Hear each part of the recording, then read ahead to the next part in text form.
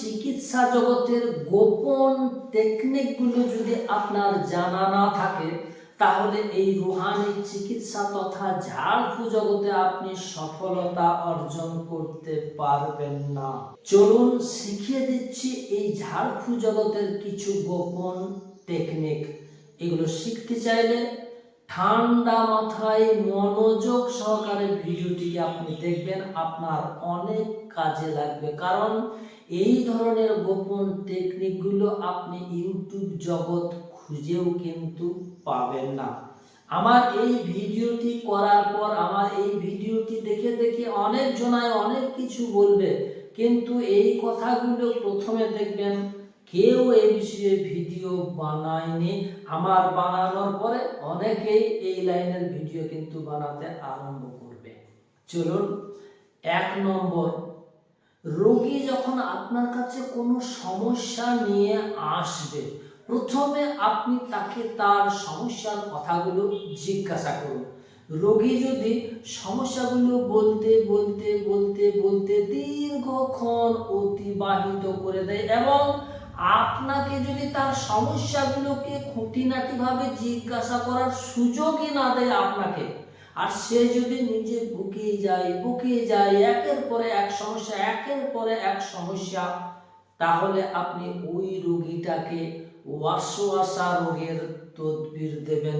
এই ওয়াসওয়াসা রোগ কি রোগ, এই বিষয়ে কিন্তু আমার এই চ্যানেলে ভিডিও দেওয়া রয়েছে।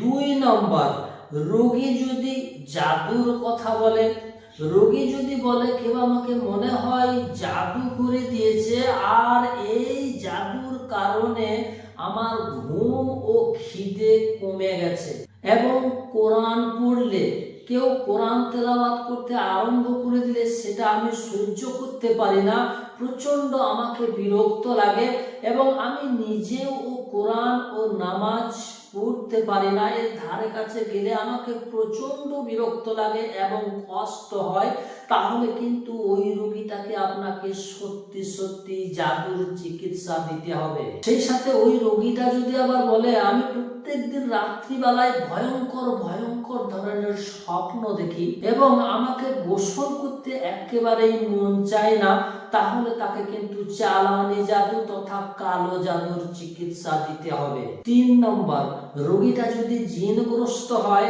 এখানে মহিলা জিনগ্রস্ত রোগী হলে তার আলাদা চিকিৎসা, পুরুষ জিনগ্রস্ত রোগী হলে তার কিন্তু আলাদা চিকিৎসা।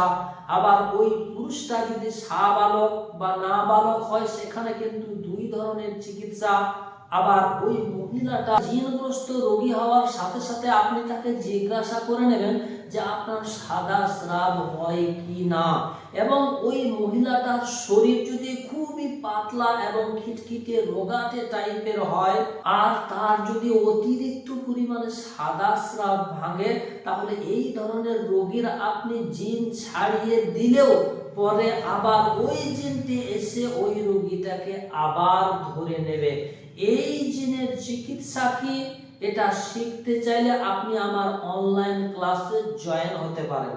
আবার রোগীটা যদি, অর্থাৎ জিনগ্রস্ত রোগীটা যদি পুরুষ রোগী হয়, তার বয়স 14+ হয়, তাকে আপনি জিজ্ঞাসা করে নেবেন তার অতিরিক্ত পরিমাণে ধাতু ক্ষয় হয় কিনা, তার ঘাড় গর্দনগুলো টান ধরে থাকে কিনা।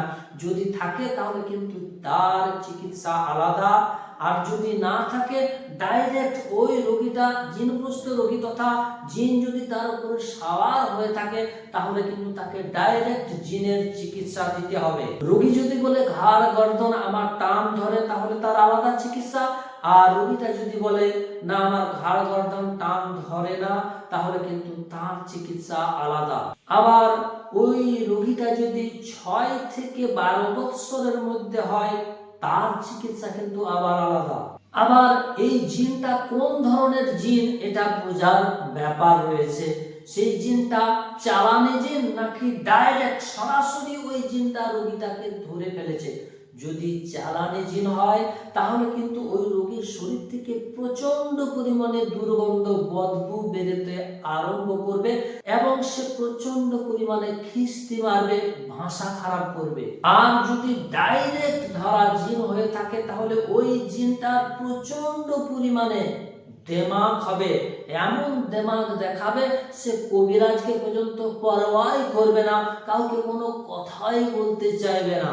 এছাড়াও দেখবেন অনেক মায়ের সন্তানেরা সেই মায়ের দুগ্ধ পান করে না। আবার এমনটাও দেখা যায় ওই মা তার সন্তানকে কোনো মতেই কোলেই নিতে চায় না, তাকে ছুঁড়ে ছুঁড়ে ফেলে দেয়, প্রচন্ড রেগে যায় তার নিজের সন্তান হওয়া সত্ত্বেও, আর প্রচন্ড কান্নাকাটি করে ওই বাচ্চাটা।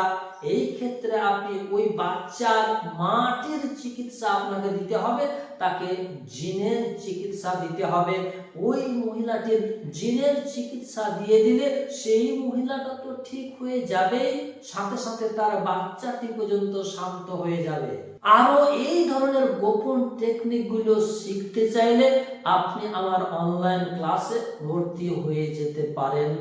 যোগ্যতা শর্ত হচ্ছে কমসে কম 8 ক্লাস পাস হতে হবে এবং আরবি পড়তে এবং লিখতে জানতে হবে।